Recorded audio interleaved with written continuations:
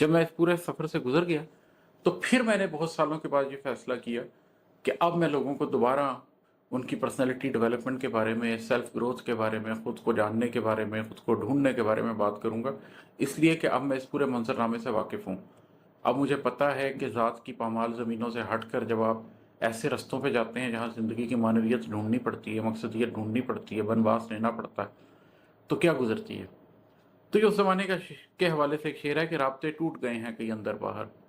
खुद से जुड़ जाएं ज़रा, तुमसे मिलाएंगे तुम्हें। और है कि दर्द तो एक है पर सोचें जुदा रखते हैं,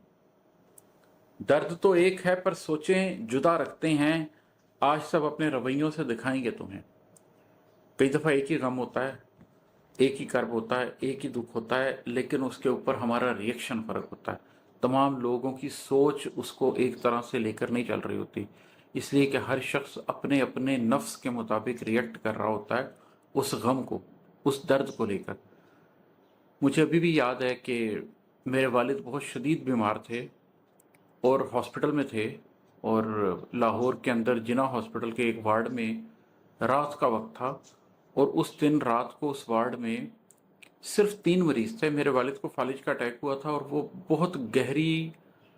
नींद कह लें, बेहोशी कह लें, वो तो मुकम्मल तौर पर बेहोश पड़े हुए थे, उनको तो कुछ पता ही नहीं था। उसके अलावा उस कमरे के अंदर 2 लोग थे, उन दोनों का सुबह डायलिसिस होना था और वो दोनों गुर्दे की शदीद तकलीफ में थे। दोनों को एक बीमारी थी, दोनों को एक तकलीफ थी और दोनों शदीद तकलीफ से कर्राह रहे थे।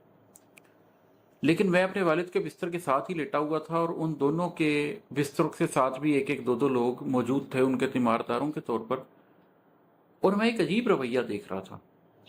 कि उनमें से एक शख्स मुसलसल ऊंची आवाज में चीख रहा था और वो निहायत गलीज जुबान में गालियां दे रहा था अपने साथ मौजूद अपनी बीवी को, अपने भाई को, अपने मर्ज को बददुआएं दे रहा था, कर्ज कर रहा था।